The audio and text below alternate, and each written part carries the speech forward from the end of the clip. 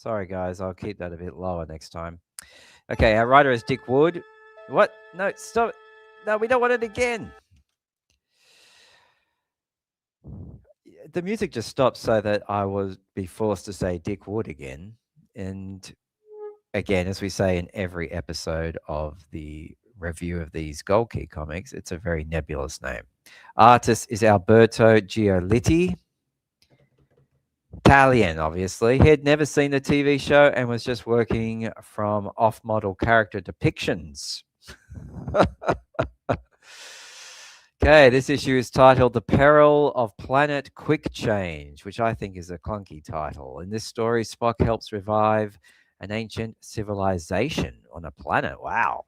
But one of the beings takes over Spock's body. Oh, I know. I've actually had a look at some of the art. It's wild.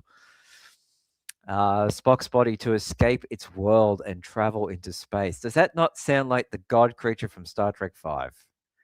So that I might join with it. This leads to conflict aboard the Enterprise as the crew deals with the possession. Wow, and its implications. Cool, dude. This is going to be fun.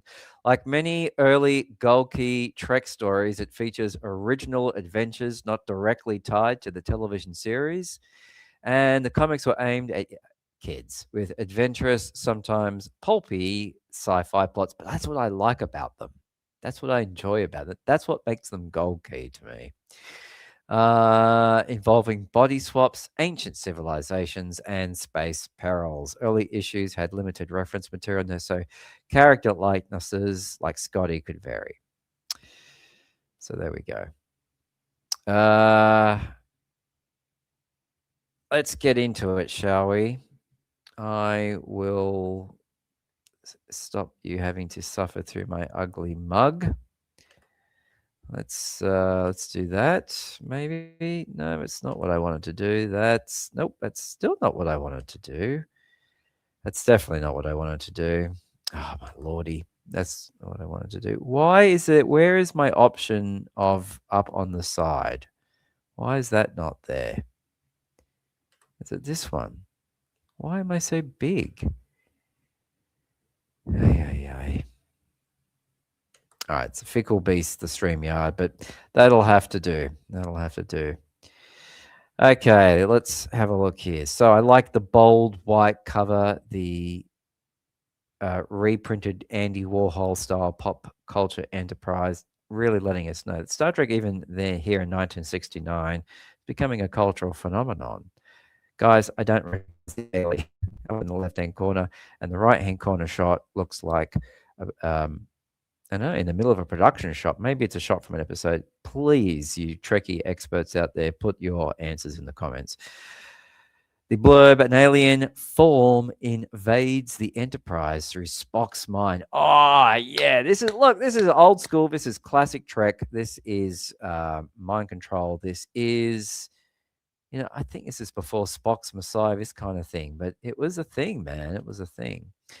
Bit of a quick subscription offer to Gold Key Comics there. Gold Key Club Comics. Let's sign up, guys. Here we go. The Peril of Planet Quick Change, Part 1, The Creatures of Light. What I love, and I'm coming to understand about the Star Trek Gold Key comics, is that the first page is basically a little teaser. We're just getting a little taste of what the action and adventure to come.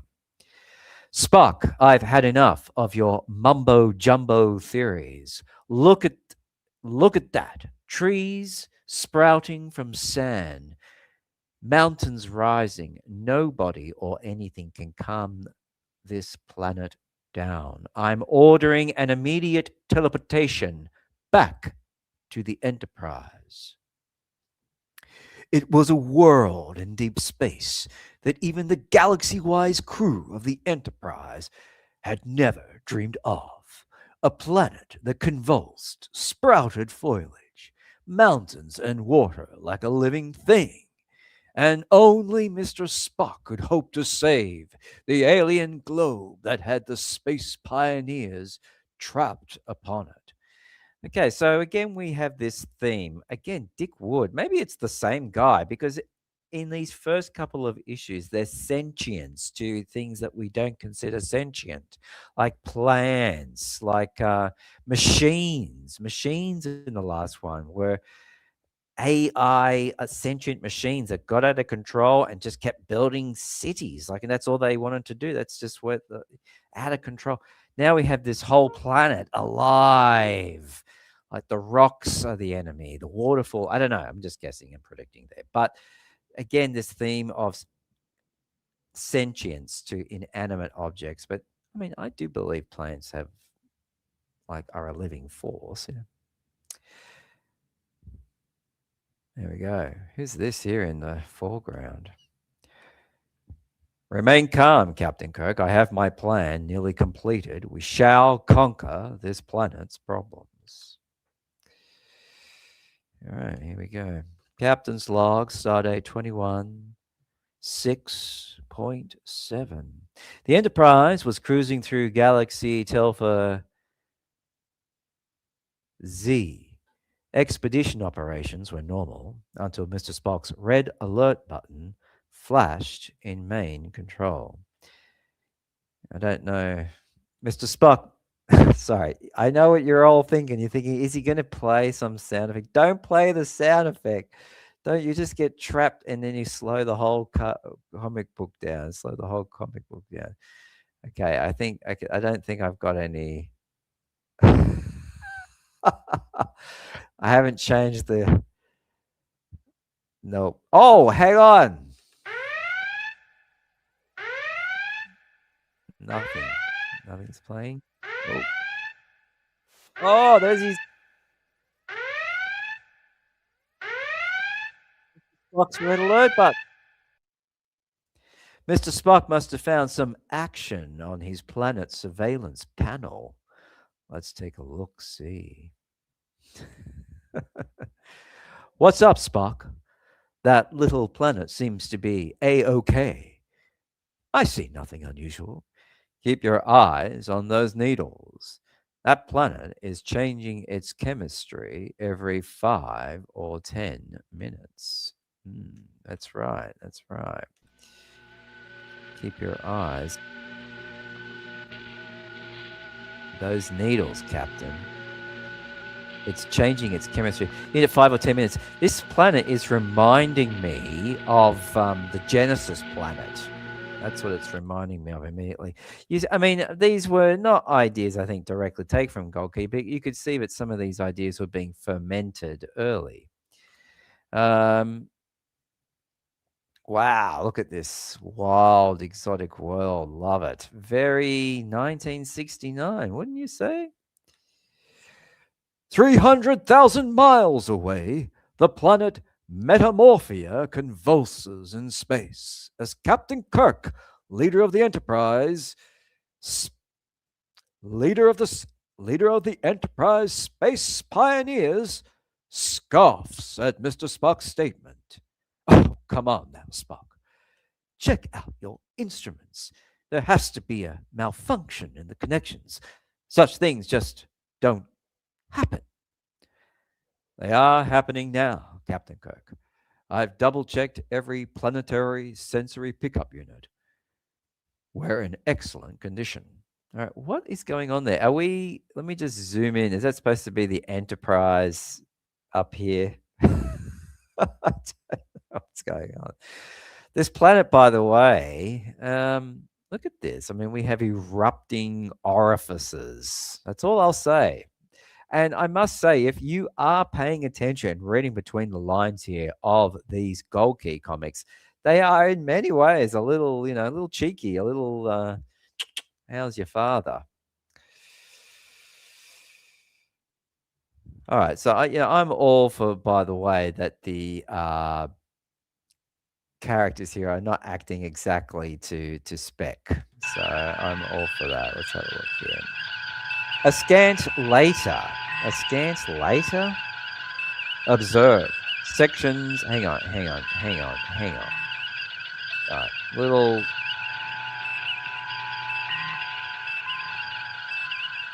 What is. Ah. Guys, we're going to get there. Issue 10. Issue 10. I'll have this figured out. A scant later. Observe. Seconds of the planet have just changed from organic to inorganic reactions on the planetary chemistry chart.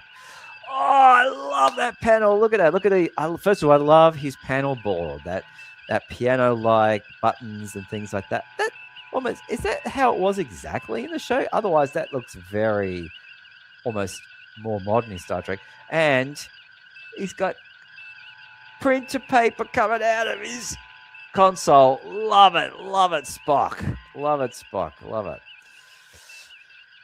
Metallic matter changing to foliage within an instant. Fantastic. Apologies, Mr. Spock. This is the Genesis planet. I guess such things do happen. There is another vital factor involved in the phenomenon, Captain. I have traced traces of titanium amid the metallic recordings.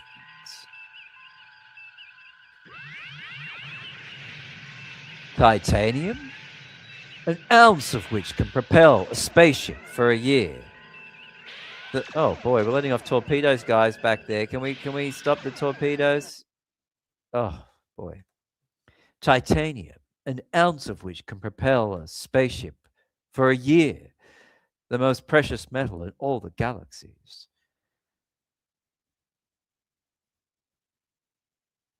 Rocket power on full. Let's sail in close. Okay. Look, the speech bubbles I'm a little confused here. So this first speech bubble I thought was coming from Kirk, but it's actually coming from Spock. And Spock is clearly not in this image. This is why it's called a review, guys, because as I read it, I'm discovering these sorts of disconnections between the text and the image. Okay, so let's read this in the voice of Spock. Titanium, an ounce of which can propel a spaceship for a year. The most precious metal in all the galaxies. Rocket power on full. Oh, okay. Rocket power on full. Let's sail in close and give that palpitating planet a telescopic once-over. Palpitating. Again, I swear to goodness, there's like sexual undertones and themes going on here. Shortly, the sight seen through the powerful Enterprise scopes is awesome. Cascades of water suddenly bursting up in the North Quadrant. Oh, okay, maybe. Cascades of water suddenly bursting up in the North Quadrant. And in the south, a forest sprouting up from desert sand. That is a cool shot, unless I'm reading the wrong panel next. No, that's correct. Zoom it out a little bit there.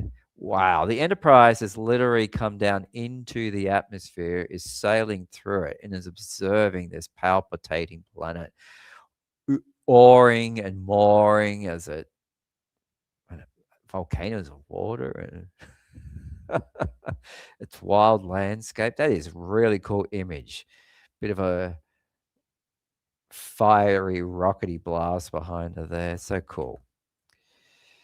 All right, here we go. What's happening? Oh, they're going to beam down. Let's have a look. Let's move. We'll teleport down there with 2 crew members and let Scotty handle the ship upstairs here. Yeah, that's pretty much the beat of it. Dangerous as it is, the presence of that T1 metal, is that how I'm saying it correctly? T1 metal makes the risk worth taking. Worth taking. I think he's talking to McCoy there. Shortly, all right, guys, sorry, I got to. Oh, I got to play it. Do I even have it? Let's try it. Shortly, as beams illuminate the teleportation chamber. The upheavals are extensive over the entire planet, Captain, but there are plenty of... Oh, is anything happening there? But there are plenty of empty areas we might be safe in. Exactly my reasoning for the mission, Mr. Spock. Oh no. Let's go again. Exactly the reason for the mission, Mr. Spock. Okay, let's beam them down, guys. Takes forever. The rays of light grow stronger gradually. The bodies begin to dissolve, blend into the ether of time. Wow, that's well written. I love that. Look at that. Looks like Sulu at the helm, but oh, whoops. But it's transplanted into this cool looking transporter room where obviously uh, artist Alberto Giolitti has, come up with this wild, futuristic, retro looking transporter room because he just doesn't have anything else to go on. But he has this shot of George Takei as Sulu at the helm. Yeah, okay, he's running the teleporter. The teleporter, they call it all the time in these early issues. And a split second later, the figures materialize on the planet Metamorpha. Yeah, I also really love that name, but it's a bit cheesy, but I do like it. Metamorpha, which could again be the Genesis planet. But this planet, they've come, by the way, here are the Enterprise crew, these so called explorers. They've come to exploit a planet to get this metallic metal. The fantastic ever-changing world. And a split second later, the figures materialize on the planet Metamorpha, the fantastic ever-changing world in deep space. Our calculations were apparently correct. We are in a calm area. But scarcely are the words out of Mr. Spock's mouth when... Great galloping galaxies. Look! Speculation on touchdown point incorrect. We have become a critical area. Wow. Well, that was a nice walk back from Spock. That's fantastic. This one is good. I'm enjoying this issue so far. The snub of a rock mass thrusts upward. I don't know, guys. There's something about this language. From the Earth's crust. Oh, that's not what we wanted there. From the Earth's crust. What the blazing blue comets is that? I believe it is a peak. Oh, that's McCoy. That's McCoy? That is McCoy. Now, you know why I read it as Kirk, right? Because of the gold shirt, right? And it's actually McCoy. And if you have watched or sat with me as I've reread/reviewed these Gold Key comics, you know that this use of Dr. Smith type bubble-headed booby language comes through a lot. Is used a lot. Is used to overused in issue 2 or something. What in blazing blue comets is that? But I guess that's the kind of thing McCoy might say. I believe it is a peak, Dr. McCoy, the top of a mountain.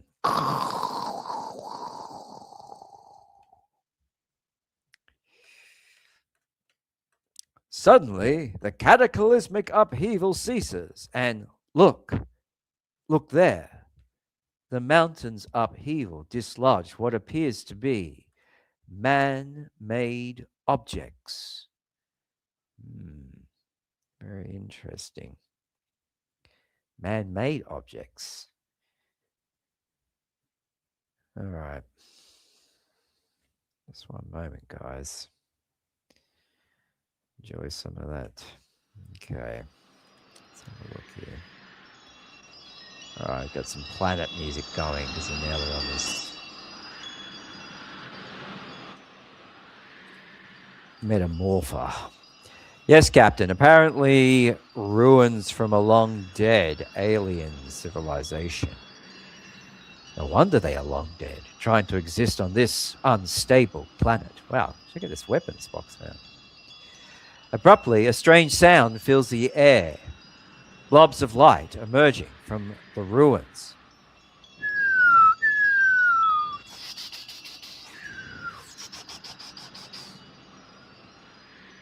Why am I saying that like a gun? I don't know.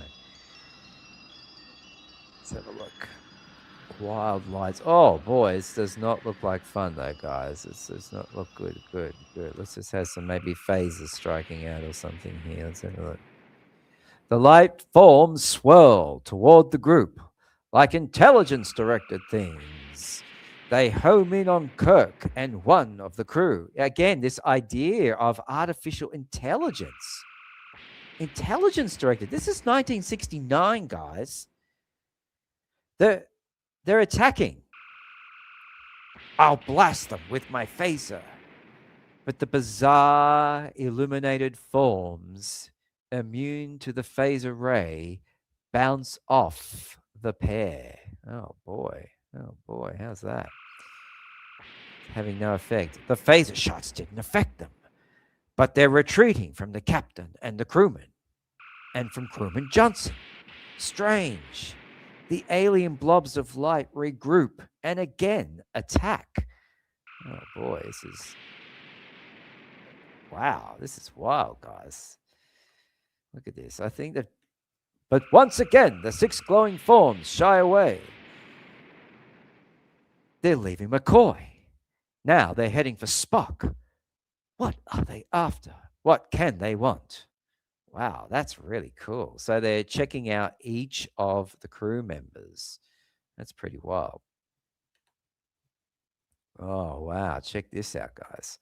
This is one of the first... When I first just flicked through this book, I was like, yeah, this is a cool panel here. I really like this one. Looks really, really, really good. Let's have a look. Like a cluster of glowing, bodiless insects, the forms descend upon Mr. Spock. Round and round they swirl. There is no body to them, but I seem to be frightening them off. Wow, that's great. I love that 3 body posture. That's really, really good. All right, so then they're gone. Vanished. Apparently dissipated into the alien atmosphere. Well, that's that. Now let's get on with looking. Oh, sorry. Whew. This is Kirk, by the way, saying this. Yeah, well, that's that. Now let's get on with locating that T1 or is it TI, and shove off before this planet does another flip-flop. Well, I'm glad you're all right, Spock. That's the main thing. For an hour, the group covers the terrain with delicate space ore counters. Oh, wow, that's cool. Very radioactive, huh? Very radioactive. Come on, Mr. Spock, give us a hand. We want to get this job over fast. I am making an analysis of the Earth chemistry, Captain Kirk. Yeah, in a sense, he's getting a chemistry of the Earth's makeup of the planet's soil. Oh, I love this panel here with the ground is coming up again. Suddenly, as the desperate search for the rare ore continues, and another planetary upheaval. Brace yourselves, man. There's no telling what's coming now. Ground is tearing and coming up. Splash. Then a geyser of water spews into the air. Water. The arid area is turning into water. Okay, so Metamorpha. Make for the cliffside with Spock. Move it. Wow, that's great. I mean, you couldn't ever do this in a television show, but here we get to experience it. But the onrush of water is too rapid. Swirling rapids entrap the group. Wow, fantastic. Look at that. Very quick changing, terraforming of the landscape. Terraforming of a landscape, guys. So, swim. Fight the current. We've got to reach the ledge. Yeah, definitely. Get over there, guys. We've got to get there. Come on. We've got to get you out of there. Quick. Get you out of there.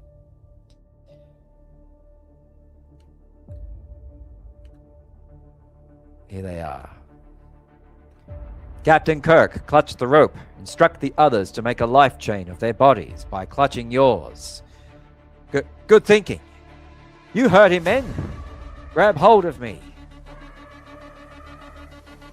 The life chain is formed. Hold on tight. I will pull you from the water. Great. Comets. Where is Spock getting the strength? He is pulling us all up. Finally, after the ledge. How in thunder did you manage it, Mr. Spock? Together we weighed nearly 800 pounds. Emergency measures often give one strength. Now, see, to me, this is inconsistent writing, is when that sort of saying language earlier was given to McCoy, and now it's given to Kirk. So I read it as McCoy, thinking that's how McCoy speaks, but in fact, it was Kirk. Finally, atop the ledge. How in thunder did you manage it, Mr. Spock? Together we weighed nearly 800 pounds. Emergency measures often give one strength, Captain Kirk. The adrenaline was pouring through my body rapidly. But there is no time for idle talk. I have calculated a means to extract the TI ore, but first we must regulate the planet, bring it back to normal. Bring it back to normal? Wow. Now, precisely, I have worked out a theory that will succeed. He's always extremely confident in these early Gold Key comics, this Spock. He's extremely confident. These are the materials I will need teleported down from the Enterprise.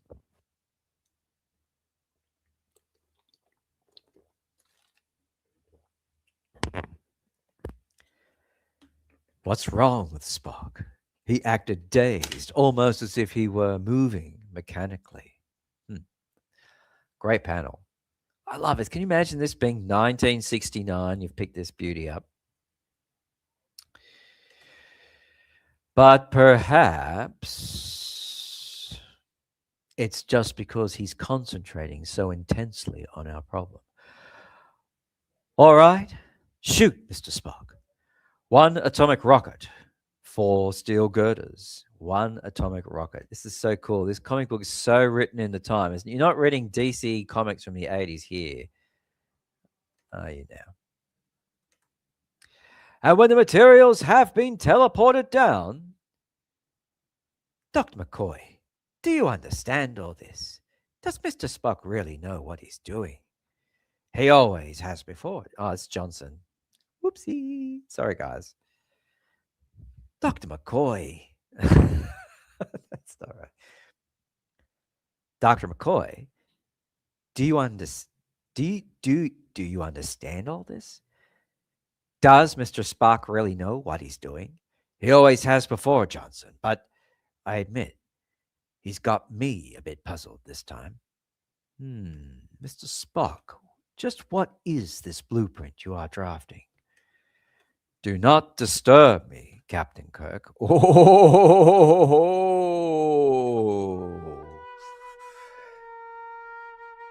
Have the men transport the rocket, lumber, and piping to the volcano crater 2 miles south. Hold up, Spock. Yeah, just hold up a bit, Spock, because we don't need that sort of lovey-dovey music, do we? Come on, guys. How hardcore is Spock being in this one, don't you think? Just how do you know there is a volcanic crater back there? I know it is there. Do not ask me any further questions if you wish to get the TI ore and survive. I will join you shortly. Oh, Spock. That's not good behavior. It's not good behavior towards your captain. What about this one? Is this the one? Yes! 30 minutes in, I finally found the frame I wanted. This is the frame.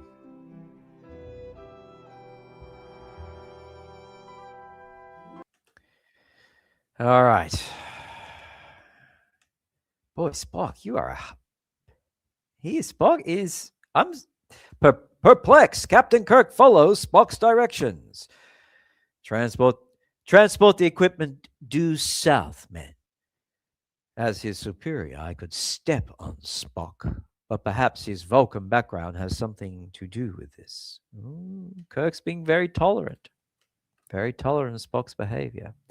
Look at this wild earth moving equipment. I love 1969 aesthetics, guys. Perhaps this mad little planet is somehow similar to his home planet. It may have secrets he knows about. I'll go along with him for a while. But the confused captain cannot know the terror that is seeping through Mr. Spock's body at this very moment.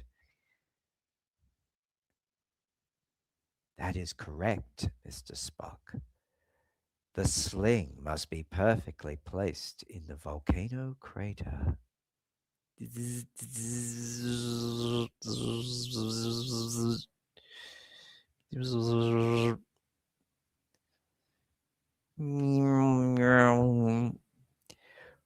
For it is the alien life. I said alien life. For it is the alien light forms themselves who are commanding Spock's mind. Unless your atomic rocket penetrates the molten core of our planet perfectly, the results will be nil. How? When did this happen to your planet?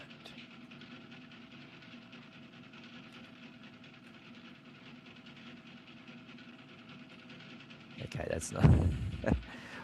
This panel I love, by the way. This panel I love. Just trying to find there's something cool to. No, not this one. This one we got to get rid of. Sorry, guys. While I tinker over here, just enjoy that panel that's up there. Let's have a look at this one. Oh my gosh, this has got to go too. I don't know what that's even doing in there.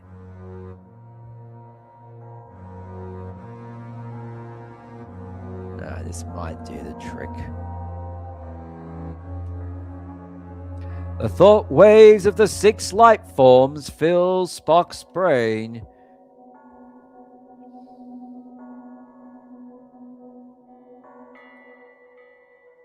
Well, that's not good, is it?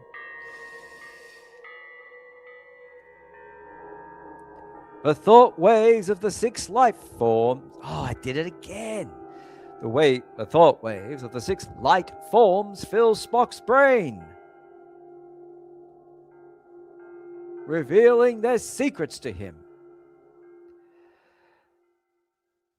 It occurred many sun centuries ago. A giant meteorite pierced our planet in its one weak area where the structure was thin. It went through our crust, mantle, outer core, and into the molten mass of our inner core. Molecules of the core's mass were changed by the chemicals of the meteorite. Wow, that's true seeding of the planet. Huh? Again, this sort of wild penetrative theme.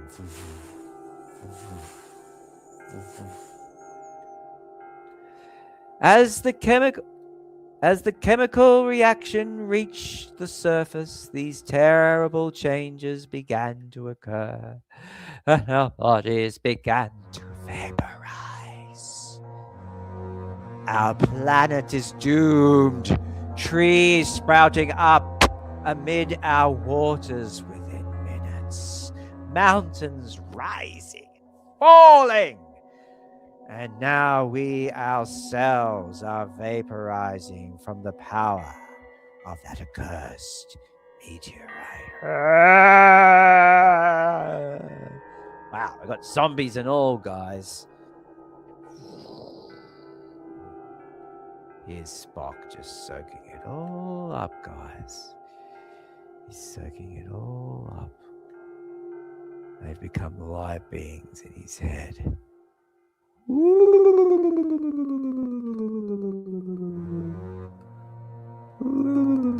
I understand. Oh. We needed physical form to undo damage done, and your Vulcan body was the only one we could enter due to its chemical makeup. I understand. Wow, that's cool. I love that blue panel. Still, I'm pretty unimpressed Spock is so easily overtaken. The evolutionary processes of your planet were speeded up trillions of times over. But should we correct the problem, you will revert to your normal selves. Yes. Spock talking to himself. Nope, not you. That was good, that one. What was that? I was enjoying that music. I think it was this one. Spock talking to himself. What in thunder? What if he's got space fatigue? Spock. But as Captain Kirk speaks, Spock holds up his hand. Silence, please, Captain. The chemicals you need for the rocket we managed to put together before we totally vanished into light forms. They are hidden at this location. What the devil is going on, Spock?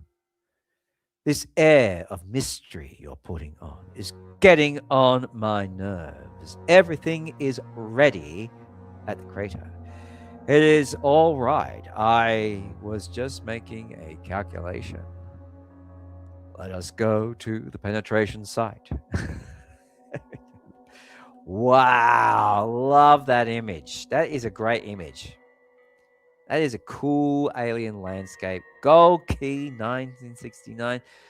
So cool. I love these comic books. Look at that. Spock leading the charge.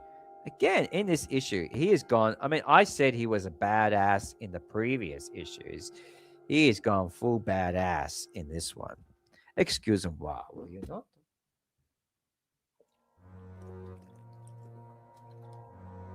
By the way, folks, if you're watching this ridiculous show, we are coming to you today from the home office in Phuket, Thailand, Bangkok, basically.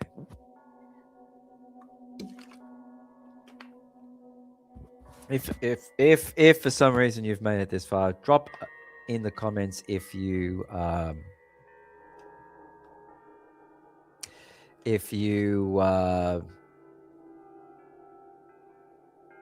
why is this not showing? Oh my gosh. There we go. So you guys, we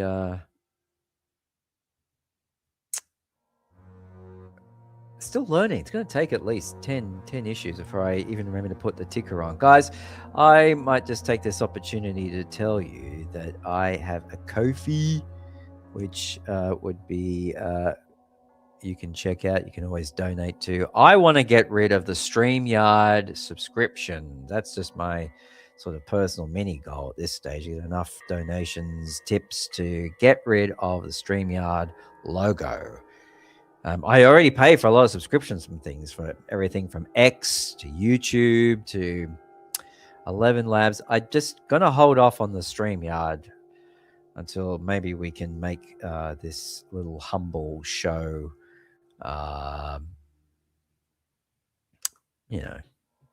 able to cover that.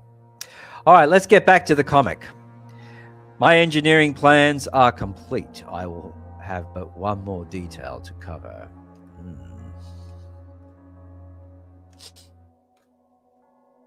And when the volcanic crater is reached, join the men, please. I will be with you in moments. Very interesting. I don't know if I would trust leaving Spock alone at this time. To your left slightly, Mr. Spock. There is the chemical container. It will neutralize the meteorite matter that contaminated our molten inner core. Place it in your atomic rocket. There is the chemical container. It will neutralize the meteorite matter that contaminated our atomic rocket. So, even though this planet is in upheaval, you could almost say that it's kind of like, you're telling me if this Spock injects this sort of antidote basically into the planet will settle down, and it's now zombie-like inhabitants will return to some form of normal. Spock returns to the rocket site. The chemicals are placed in the rocket's head. Those chemicals, where did you get them, Spock? I had them in an emergency kit. Come, prepare to hoist the rocket out into the exact center of the volcanic crater before blasting it downward. Wow, very cool. But suddenly, as the rocket is played out, played out. But suddenly, as the rocket is played out on the pulley, I guess, is that how it's said? Something is played out. But suddenly, as the rocket is played out on the pulley, great fires of Saturn. I'm going to assume that's McCoy. Great fires of Saturn. It's happening again. The planetary metamorphosis is hitting us here. Okay, I have no crunch crumble sound effects at all. No crunch crumble sound effects at all. Nope, we do not. All right, we'll just have to continue on with our ominous music, whatever that is. Oh, okay, it's the Gold Key Comics News. Oh, that's all right. We'll just take a quick break and have a look at the Gold Key Comics News. So there we go. Lots of different series to collect there. And we've got Lee Ryder and the Brand Rustlers. Yeah, I was thinking of turning this into an audio comic. Lee Ryder and the Brand Rustlers. Ooh, look at that. Woohoo! Got the Lee branding right there. Woohoo! Right on there. Look at that. So cool, man. Original, man. This is the real Lee, man. No mucking around, man. This is 1969, dudes. Joke's on you. Barber, do you want a haircut? No, I want them all cut. Boom, boom. Riddle, what is black, white, and red all over? A sunburned penguin. There's black, white, and red all over. And red all over? Riddle, how did the fighting octopus go into battle? Well armed, of course. What's the difference between here and there? The letter T. Wow, that's a good one. I'm an English teacher, so that's actually... Well, actually, it's not a good thing to teach them, I suppose. All right, enough of that. Here we go. We're going to get on with part two. Again, another great feature of Gold Key Comics. I've got part one, part two. It's just so good that you could have, like, if you wanted, if you were busy and you were tired or you didn't have enough time, you could enjoy part one, put it away, or you wanted to enjoy part one and maybe save part two for the next day or whatever, or you can just enjoy it in one sitting. The Peril of Planet Quick Change, but no different title for this part two. It retains the same title we heard in part one. Some of these books have even different titles for part two. Part two, oh no, it does have a subtitle. I spoke too soon. You can see that this is a very raw and direct reading I'm giving you guys. I'm enjoying it. Hopefully you're sitting and reading and looking at it with me and enjoying it with me. Maybe you're sort of saying or seeing things I don't see. Part two, The Sinister Guest. Ooh, well, again, I love this planet, by the way. Metamorpha is fantastic. Reminds me a little bit of Genesis, but I love that it's still got the inhabitants on the planet, zombified them. Things can condense together and form metals, which is what the Enterprise crew came in to exploit, I believe. And Spock has been taken over by these aliens. Now they're light orbs, but yet there are physical versions of them on the planet. I don't know. And they have told him the way that, okay, it can be restored and the planet can be returned to normal by using this sort of other chemical metal thing that will neutralize the situation. Preparing to blast a chemically filled atomic rocket into the molten core of the ever-changing planet Metamorpha, the launching point on a volcanic crater suddenly convulses, staggering the Enterprise crew.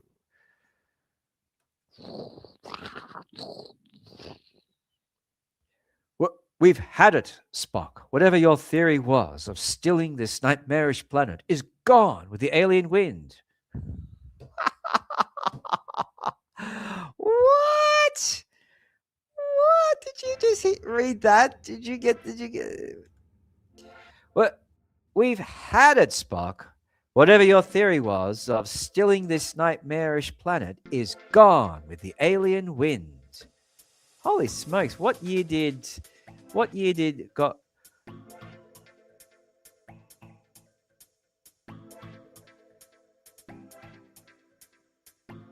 What year did the movie Gone with the Wind come out?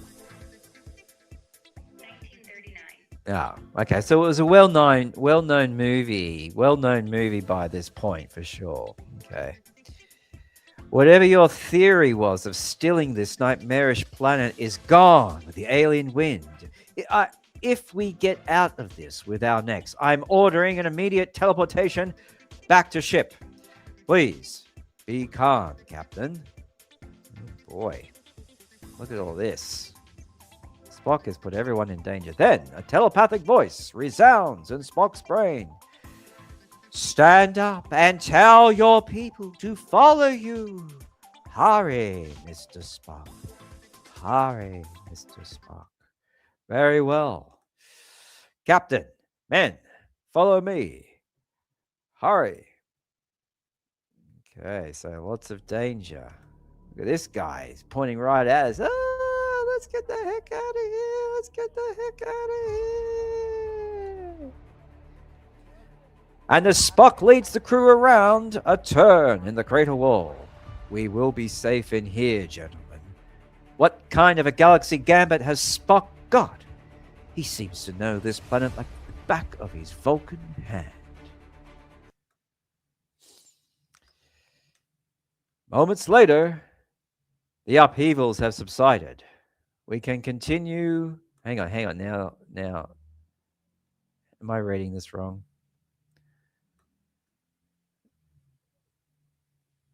He seems to know this planet like the back of his Vulcan hand.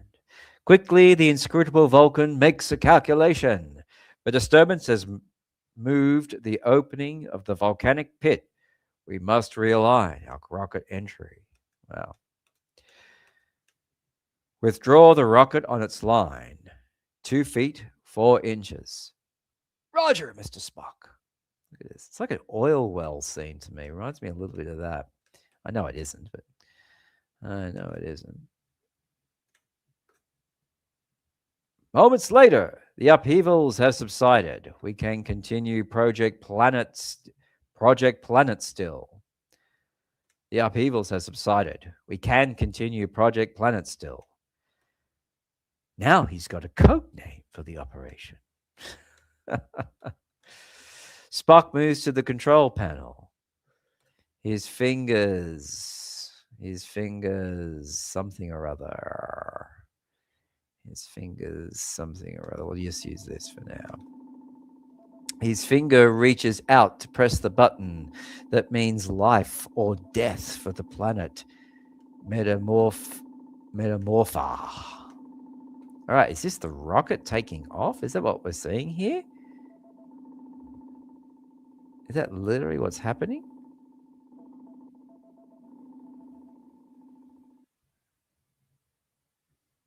Wow, I really like that effect, by the way.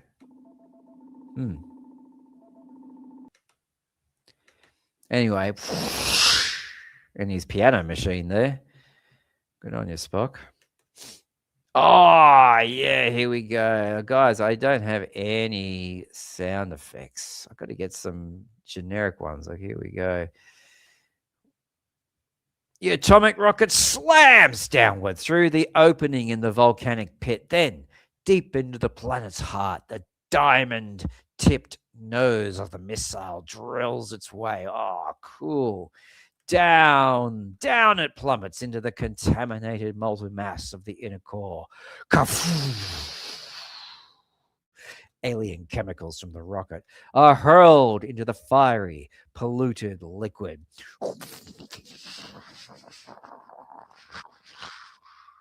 Then, through the hole bored by the rocket, an eerie mist-like mixture arises.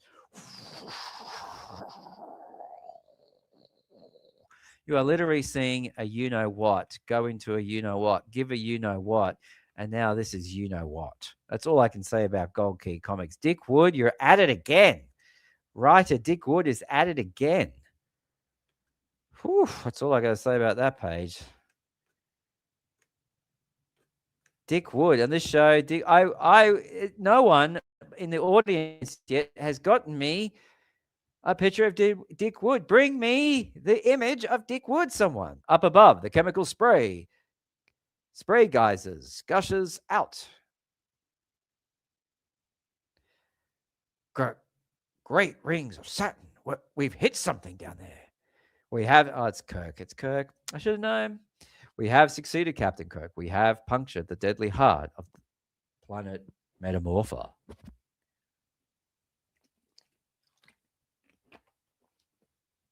It's hot here. It's hot here.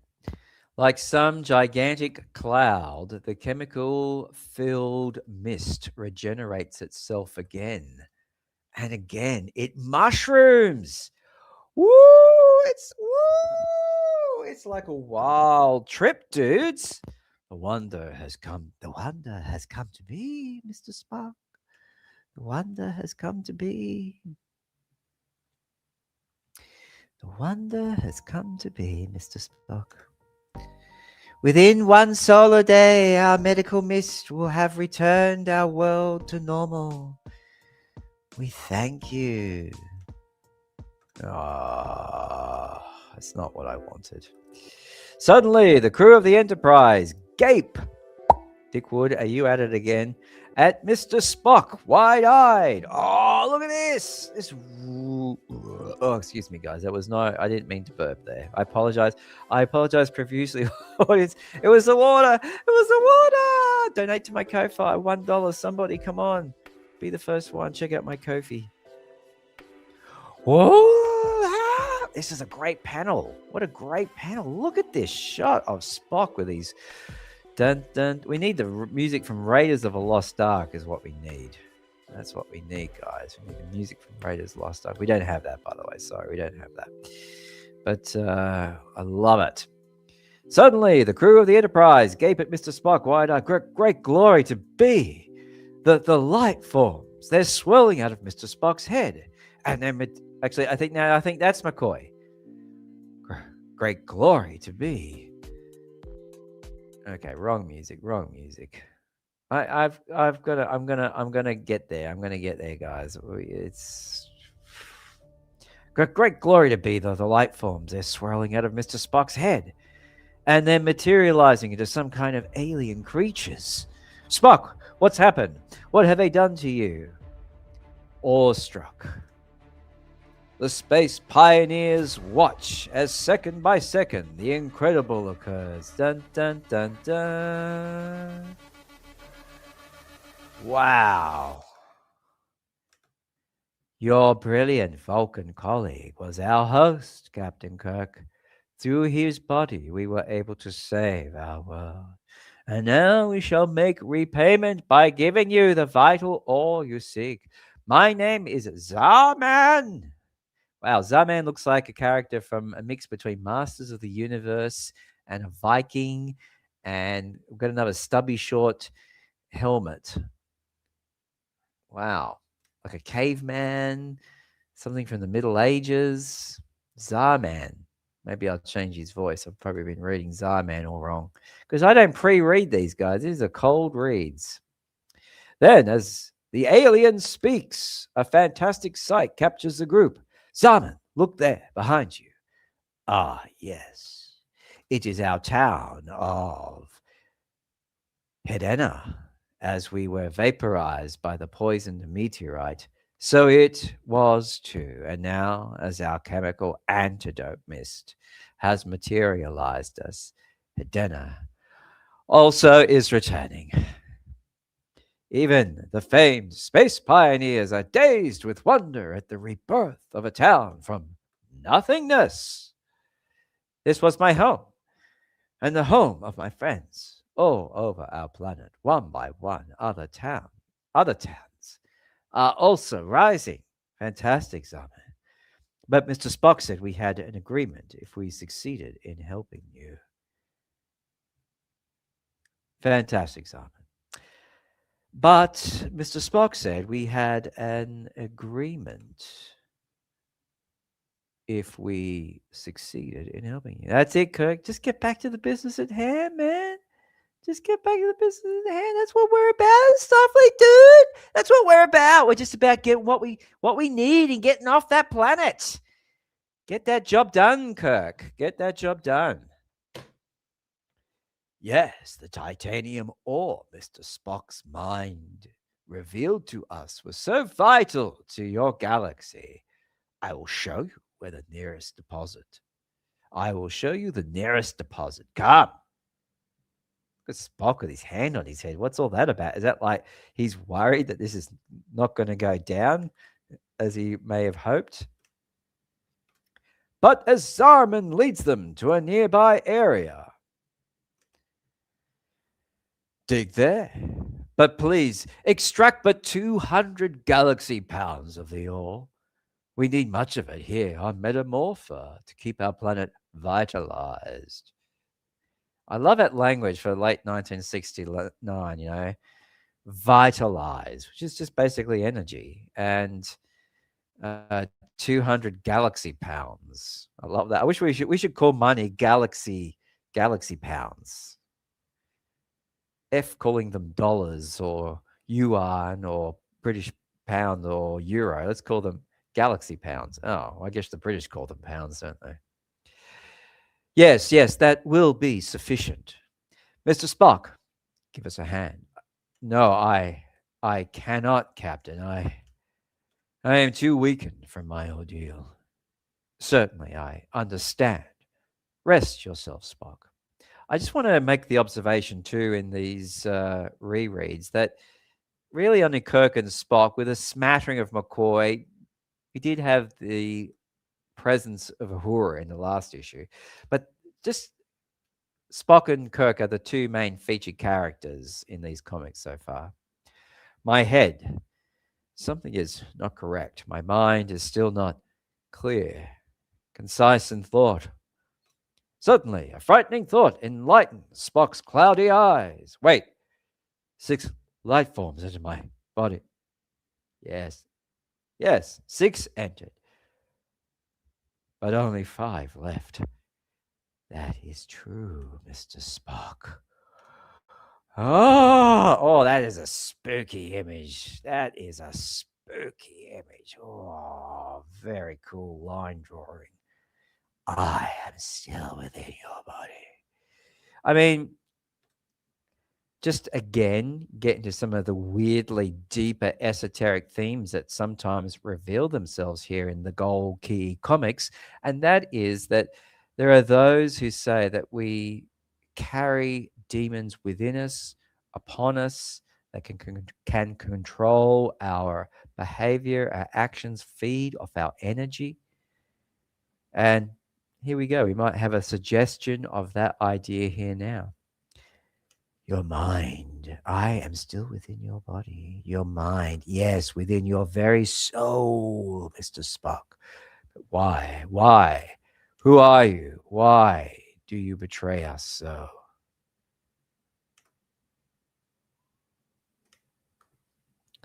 I do not betray you, sir. I merely seek escape. I merely seek escape.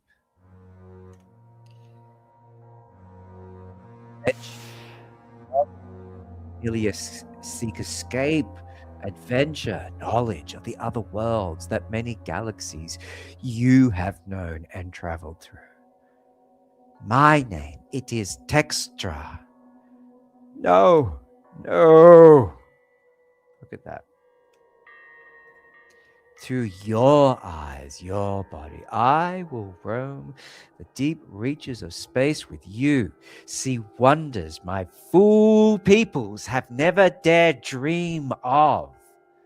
It shall not be, Dextra. Oh, look at that. It shall not be, Dextra. It shall not be. Oh my gosh, look at this, guys. Look at this. Look at Spock banging his head on the column.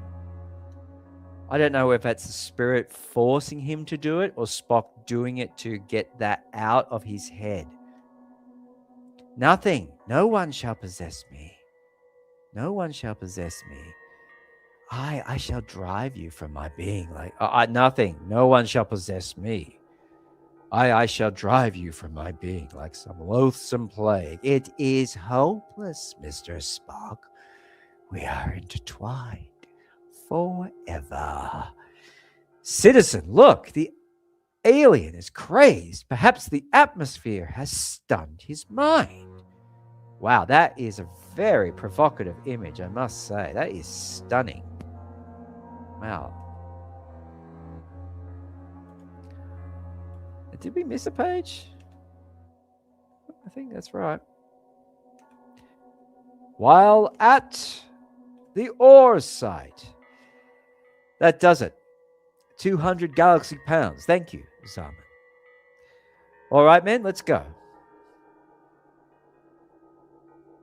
Okay, we need some more Raiders of a Lost Ark music. I feel like we need Raiders of a Lost Ark music for this video. Say, where in Blue Thunder is Mr. Spock? There he is, Captain. He must have been investigating the materialized town. And as they join the Vulcan genius, his lips frame words. His mind tries to reveal something to Captain. There is great danger. You must listen to me. Yes, what is it, Spock? But the power of the spirit form within him is too great. I am stronger than you, Spock. You cannot reveal my presence within you. You cannot. Captain, power. Something is wrong.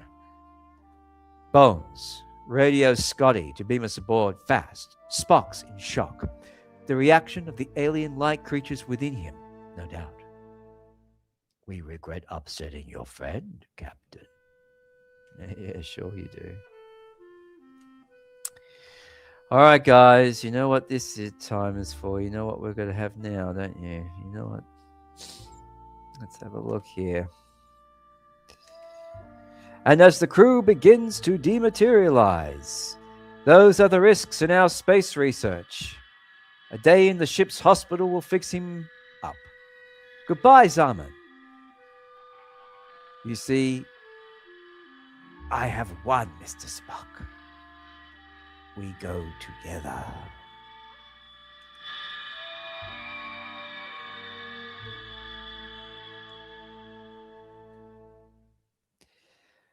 Whew, I tell you, this is a long one, guys. This is a long one. I think it's a good opportunity to take a break before we read the concluding part of chapter 2. Okay, they've just beamed aboard the ship.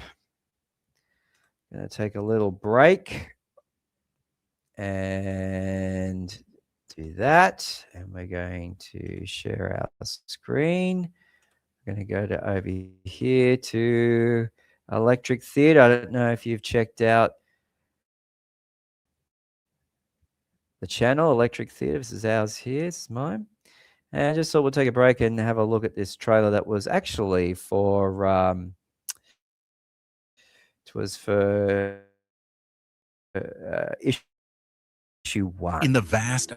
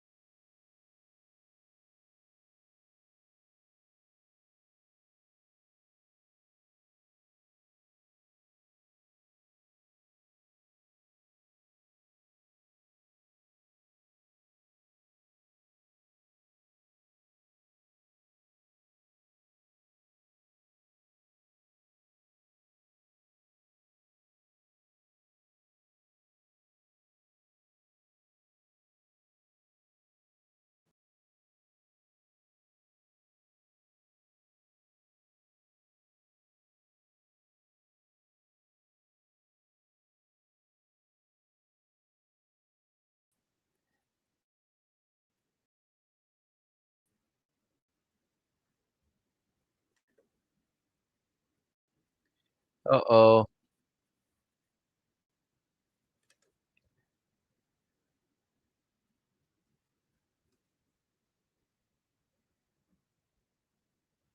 Okay, that must be playing through mine. Are we back? Well, that was a disaster. That was a disaster. Sorry, sorry. I thought I could just play a YouTube video and walk away. Look, issue 10, guys. It's going to take till issue 10 till I get this right. Yeah, it's going to take till issue 10. All right, let me just try if I can do it this way. Okay. All right, coming up there. Here we go. And what if I do that? What will happen there? Oh, now we get that. Okay, let's have a look.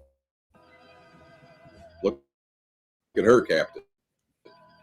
Kelly Green, steeped in vegetation. Kelly Green! Attention, crew. We are going to dispatch an exploration party. Necessary preparations.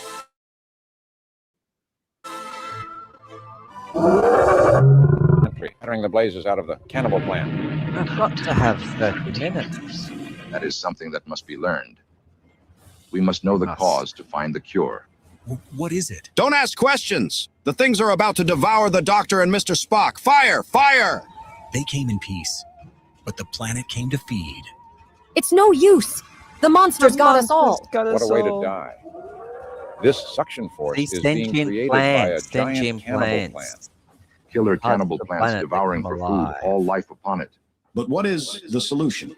I don't know if Beyond the the audio's stars coming through. I'm lies only a going to world discover where if the nature audio's coming strikes through on the back, replay, guys. and no one returns. If anyone wants to... We must orbit that hideous little globe until all foliage upon it is Decimated. decimated by our laser Wow, beams. laser beams. Oh, ho, ho. This is where the Total Enterprise goes destruction. nuts Mission and that just must be fulfilled. shoots the whole planet down. All the foliage on it. The wild This first October, 1967, 67? Gold Key Came out? presents I better double check the Star fact. Trek, The Planet of No Return. Written by Dick Wood, Dick Wood. and illustrated by Italian artist Right, different Nevio artists Zacchera. in this issue. Issue number There's 1, Kirk holding coming to a stand a near you. microphone. I don't know. All right, enough of that. Okay. Let's get back to the rest of the comic now. Let's get back to... Listen, guys, I'm only learning how to drive the StreamYard car. We're making improvements slowly but surely. Just need a little break from reading in order to finish off the rest of the comic. Here we go. Let's resume. And moments later, as their bodies take form in the teleportation chamber of the Enterprise, must do something. As they step from the chamber, Spock desperately clutches Kirk's shoulder, fighting against the alien mental force within him. What is it, Spock? Come with me. Like a man seized with an electrical charge, Spock's shaking hand clutches a pen. Perhaps I can write the warning. You cannot, Spock. My will is equal to yours. Poor devil. He's trying to write me something. He has literally a devil within him, does Spock. Then, as the alien mental power blocks off Spock's mental processes. Captain, this man can't even hold a pen. I'm taking over. He's going down to sickbay at once. Whoosh! Whoa. Wow. Spock just like throws out the pen with great velocity. Oh boy. Not good. Looks a bit, I mean, I know he isn't, but he looks drunk. Look at the fear on Spock's face. Check this out. Look at that. Wow. Great way to get emotion into the character without, necessarily breaking the character's emotional center, which is non-emotion, of course, but it's a way that Dick Wood, our writer Dick Wood, has found a way to inject emotion into an emotionless character. Listen, inside of me something. Steady, old friend. Easy does it. Quiet, Spock. Something inside of me. Listen. Then, okay, now I always get confused with the fact that McCoy's in a yellow shirt in these Gold Key comics. This will calm you down, old fella. Yeah, big old needle. Big old needle there, ladies and gentlemen. But it will not help to get rid yourself. But it will not help to rid yourself of me, Mr. Spock. No, indeed. Then, in the sickbay, Spock is left alone to battle his powerful Vulcan mind against that of the alien parasite within him. There must be a way. There must be a way. Some means to spew you from me. There is no way, Mr. Spock. Accept your fate and enjoy your travels through space with me. Remember, this is like that. You got to imagine this is all light, a bright light, like a fiery, well, not fiery, but a luminescent light around him. Suddenly, Spock's whirling mind seizes upon a thought. What are you thinking of, Spock? Yes, it can be done. His mind torn between two forces. There's lots of narration in this particular issue. There's a lot of narration. His mind torn between two forces, he staggers from sickbay. Mustn't think. Can't let Textra know. Oh yeah, this demon is called Textra. I don't think I've ever heard that name before. I know the word texter, like a texter. I don't think in North America you would say texter. I think you would say marker. But kids in Australia, they use a texter, like inked coloring texters and pencils. And I've heard extra, and I think of the gum extra, but never textra. Or there's text in it. There's the word text in it. Mustn't let Textra know. Let Textra know what, Vulcan? It's neither male nor female, too, I would say that name. Bit androgynous. Say now, Mr. Spock.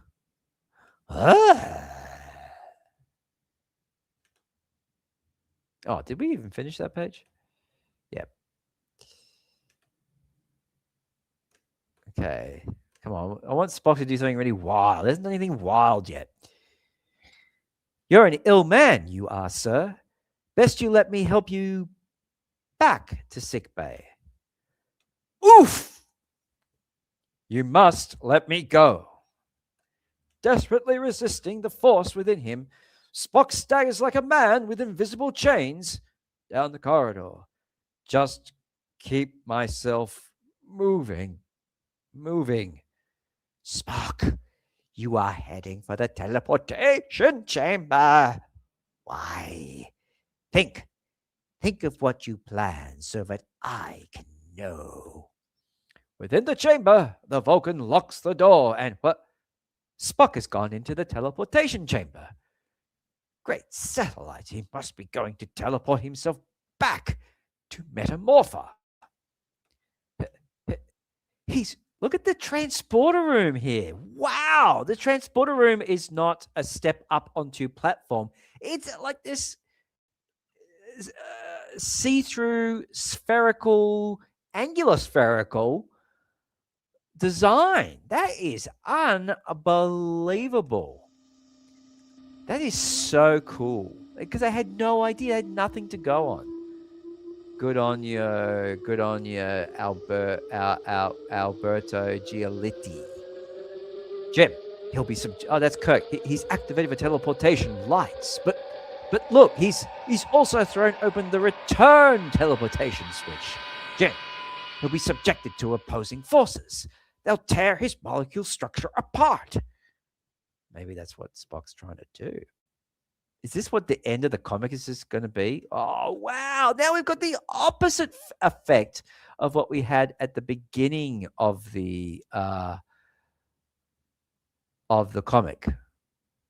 Is this really it? Is this how he's going to get rid of the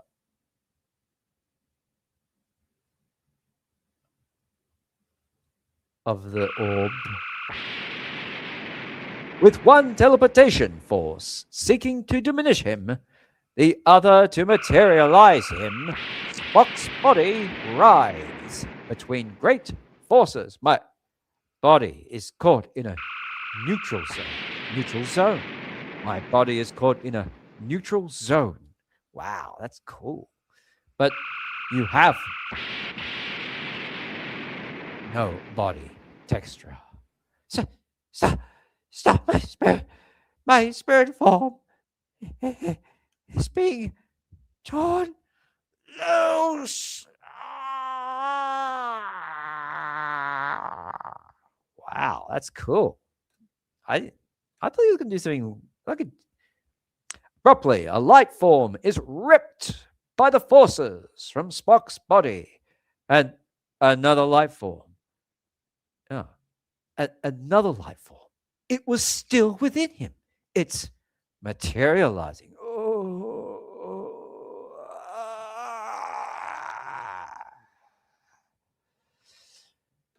Spock's collapsed, and the alien, he's vaporizing. And the alien, he's vaporizing. Turn off the machine. Oh my gosh. It's hard to know who's speaking sometimes. Kirk says, Spock's collapsed, and the alien, he's vaporizing. Turn off the machine, Captain. Quickly. Look at this. Love this drippy, liquidy, spooky, spirity matter. Hang on, what's happening here? He's just turning to goo, is he? All right, the vaporizing machine is turned off, and here is that orb, that alien, that demon that possessed Spock is now just splatter on the floor. Okay, well, that I was expecting. Okay, before I conceive it, this is pretty much the end of the comic, and I've got to say, I really thought this comic was going to be much more of them picking up this entity earlier on in the comic, and then as they were traveling away from the planet,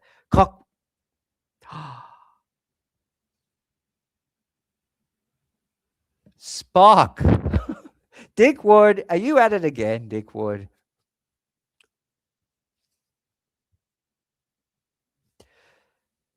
Sorry, kids. I hope you covered your ears. Spock was going to cause shenanigans on the ship, but that didn't happen. In the end, he just took him. That alien entity just managed to get aboard the Enterprise, and it wasn't too much longer after before drunk Spock finally figured out a way to get him. Spock got himself into that mess. Spock got himself into that mess, and this is where we're at with this panel here. And when Spock has been revived to tell his story, whew, says Kirk. Woof, boy. Oh boy. So that was so that Textra was planning to use you as a host forever? Yes, Captain. I'm glad I thought of neutralizing the teleportation machine. It made my body so unstable, there was nothing for Textra to hang on to. I always knew there was something unstable about you, Vulcans. Dr. McCoy, it seems to me you Earthmen can achieve instability even without a machine.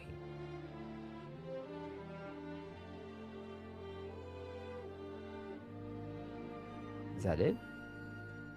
That's a little... Yep, that is it. That is a little ending joke of of the comic. That is the little... Oh, of the comic. That's it. Everything, all's well that ends well, just like an episode of Star Trek. And when Spock has been revived to tell his story, So that was Textra. So that Textra was planning to use you as a host forever? Yes, Captain. I'm glad I thought of neutralizing the teleportation machine. It made my body so unstable there was nothing for Textra to hang on to. I always knew there was something unstable about you Vulcans. Dr. McCoy, it seems to me you Earthmen can achieve instability even without a machine.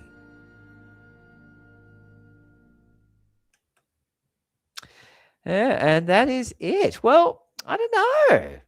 I was kind of excited to read this issue 4 because I did glance briefly at the cover art, but sorry, the interior art, especially all this cool stuff. I think I liked the art more than I did the story. Maybe, I don't know.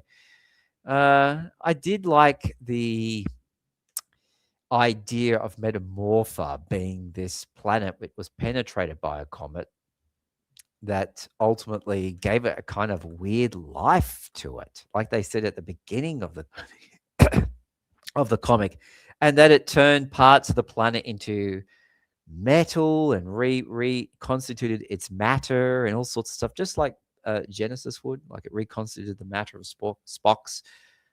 We won't say that again. Torpedo, and created life from lifelessness.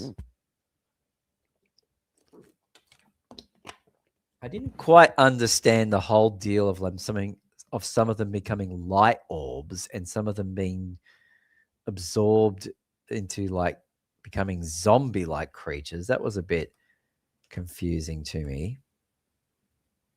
But it certainly gave rise to cool visuals like this one with the 4 of the orbs behind Spock emerging.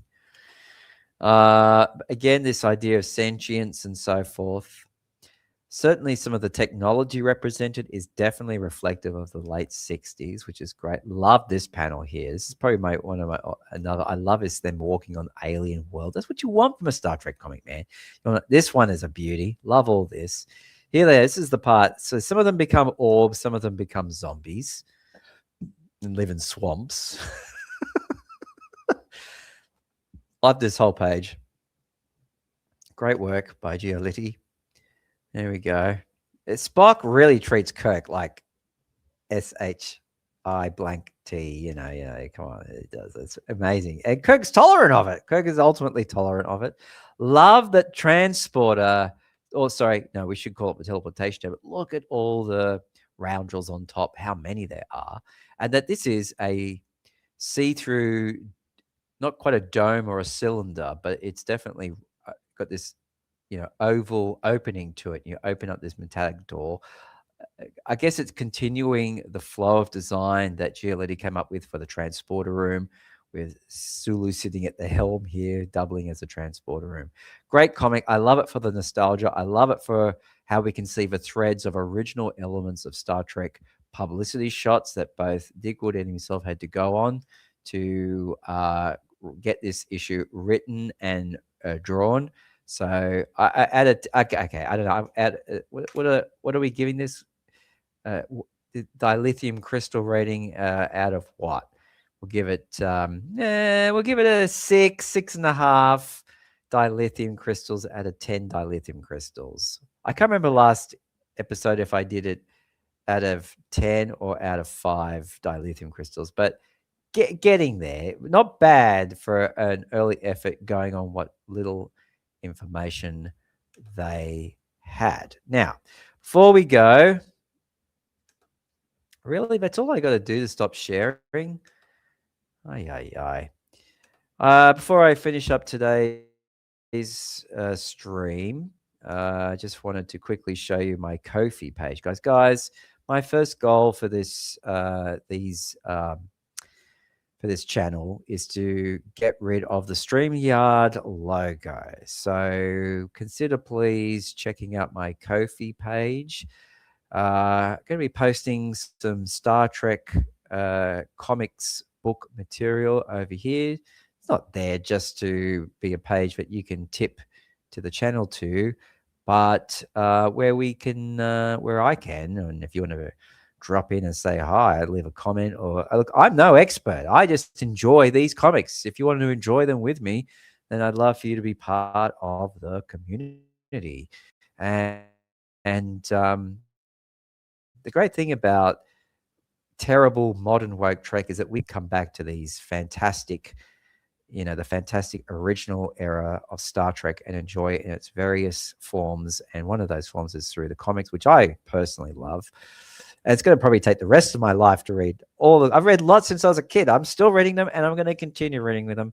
And I'm enjoying going through these Gold Key comics. So hopefully you'll come and give me a follow over there at least, and give me a follow here on the channel, or subscribe if you haven't, as we continue to do these live streams, reviewing, rereading the Gold Key comics. So yeah, so just if you get, if you're feeling generous and you want to check that out, that would be awesome.